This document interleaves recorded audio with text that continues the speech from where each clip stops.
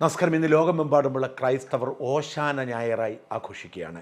അതുകൊണ്ട് തന്നെ പള്ളികളിൽ കുരുത്തോല പ്രദക്ഷിണം നടന്നു. അതായത് കുർബാനയുടെ തുടക്കത്തിൽ തന്നെ പള്ളി വികാരി എല്ലാവർക്കും കുരുത്തോല വിതരണം ചെയ്യുന്നു. ആ കുരുത്തോലയുമായി ചെറിയ പ്രദക്ഷിണം നടത്തുന്നു.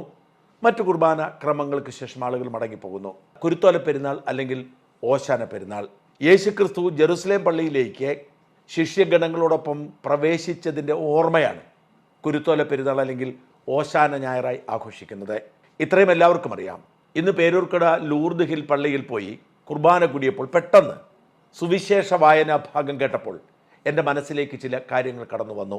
നിരന്തരം ബൈബിൾ ഭാഗങ്ങൾ കേൾക്കാറുണ്ടെങ്കിലും ചില സമയത്ത് ചില ഭാഗങ്ങൾ നമ്മുടെ മനസ്സിനെ വല്ലാതെ ഉലയ്ക്കാറുണ്ട്.